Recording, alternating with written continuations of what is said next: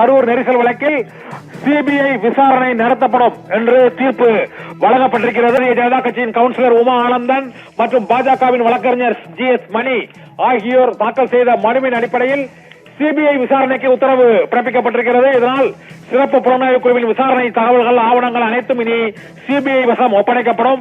அஸ்ரா கார்க் தலைமையிலான சிறப்பு புலனாய்வு குழு இந்த கரூர் நெரிசலில் 41 பேர் இறந்த சம்பவத்தை விசாரிக்காது என்றும் சிபிஐ விசாரிக்கும் என்று உச்சநீதிமன்ற நீதிபதிகள் மகேஸ்வரி மற்றும் விஜய் பிஷ்ணு உள்ளிட்டோர் அடங்கிய அந்த அமர்வு தீர்ப்பு வழங்கியிருக்கிறது. கரூர் கூட்ட நெரிசல் வழக்கில் சிபிஐ விசாரணைக்கு உத்தரவிட்டிருக்கிறது. இது தவிர தாவேக தரப்பில் கோரப்பட்ட அந்த ஓய்வு பெற்ற உச்சநீதிமன்ற நீதிபதிகள் தலைமையிலும் ஒரு குழு அமைக்கப்பட்டிருக்கிறது. கரூர் நெரிசலில் 41 பேர் உயிரிழந்த சம்பவத்தில் உச்சநீதிமன்ற ஓய்வு பெற்ற நீதிபதி அஜய் ரஸ்தோகி தலைமையில் சிறப்பு புலனாய்வு குழு விசாரணை நடத்தும் என்று உச்சநீதிமன்ற நீதிபதி மகேஸ்வரி தலைமையிலான அமர்வு தீர்ப்பு அளித்திருக்கிறது. சிபிஐ விசாரணை ஓய்வு பெற்ற நீதிபதி அஜய் ரஸ்தோகி தலைமையிலான ஒரு சிறப்பு புலனாய்வு குழு விசாரணை என 2 குழுக்கள் விசாரணை நடத்த இருக்கிறது.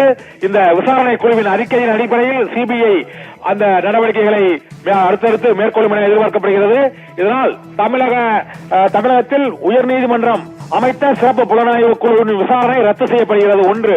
இரண்டாவது, அருணா ஜெகதீசன் தலைமையிலாக அமைக்கப்பட்ட சிறப்பு புலனாய்வு குழு விசாரணையும் நடைபெறாது என அறிவிக்கப்படுகிறது. இதனால் சிபிஐ விசாரணையும் உச்சநீதிமன்ற ஓய்வு பெற்ற நீதிபதி அஜய் ரஸ்தோகி தலைமையிலான சிறப்பு புலனாய்வு குழு விசாரிக்கும் என்ற என்றும் தீர்ப்பு வழங்கப்பட்டிருக்கிறது. கரூர் நெரிசல் வழக்கில் 41 பேர் உயிரிழந்த சம்பவத்தில் சிபிஐ விசாரணை நடத்தப்படும் என்று உச்சநீதிமன்றம் உத்தரவிட்டிருக்கிறது. இதனால் 41 பேர் உயிரிழந்ததற்கான காரணம் என்ன? சதி கோட்பாடு எதுவும் இருந்ததா? அதில் வேறு யாருக்கும் தொடர்பு இருந்ததா? நெரிசல் தான் காரணமா என்பது உள்ளிட்ட பல்வேறு சந்தேகங்களுக்கும் மருத்துவமனையில் பிரேத பரிசோதனை நடைபெற்றது முதல் நீதிமன்றத்தில் உயர்நீதிமன்றம் மற்றும் மதுரை உயர்நீதிமன்ற கிளையில் 2 வழக்குகள் விசாரிக்கப்பட்டது உள்ளிட்ட பல்வேறு கேள்விகளுக்கும் சிபிஐ விசாரணையில் பதில் கிடைக்கும் என எதிர்பார்க்கப்படுகிறது.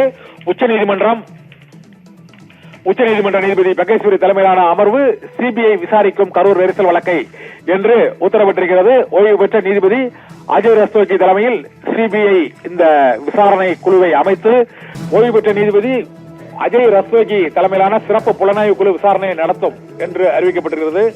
இது தவிர சிபிஐ விசாரணையை கண்காணிக்கும் ஓய்வு பெற்ற ரஸ்தோகி குழுவில் IPS அதிகாரிகள் 2 பேர் இருப்பார்கள் என்றும் உச்சநீதிமன்றம் அறிவித்துள்ளது. நீதிபதி அஜய் ரஸ்தோகி தலைமையில் 3 பேர் கொண்ட குழு அமைப்பு. இதில் 2 IPS அதிகாரிகள் இடம்பெற வேண்டும் என்றும் உச்சநீதிமன்றம் அளித்த தீர்ப்பில் தெரிவிக்கப்பட்டிருக்கிறது. ஓய்வு பெற்ற உச்சநீதிமன்ற நீதிபதி அஜய் ரஸ்தோகி தலைமையில் 2 IPS அதிகாரிகள் அடங்கிய 3 பேர் கொண்ட குழு சிறப்பு விசாரணை குழு அமைக்கப்படும்.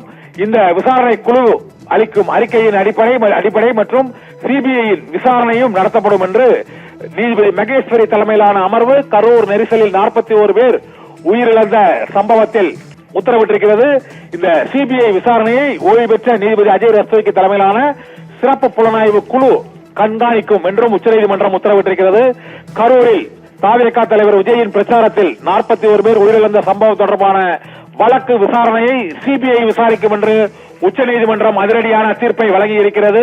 உச்சநீதிமன்ற நீதிபதி மகேஸ்வரி தலைமையிலான அமர்வு 2 உத்தரவுகளை பிறப்பித்திருக்கிறது. ஒன்று, சிபிஐ விசாரிக்கும் என்றும் சிபிஐயின் விசாரணையை உச்சநீதிமன்ற ஓய்வு பெற்ற நீதிபதி அஜய் ரஸ்தோகி தலைமையிலான குழு கண்காணிக்கும் என்றும் அந்த அஜய் ரஸ்தோகி தலைமையிலான குழுவில் 2 IPS 3 பேர் கொண்ட குழு அமைக்கப்படும் என்ற முக்கியமான தீர்ப்பை இப்போது உச்சநீதிமன்றம் வழங்கியிருக்கிறது.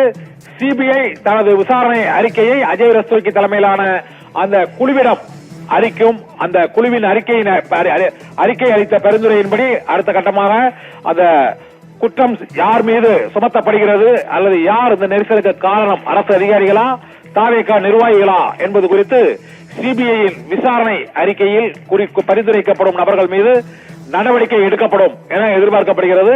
ஆனால் சிபிஐ விசாரணைக்கான கால வரம்பு எதுவும் நிர்ணயிக்கப்படவில்லை.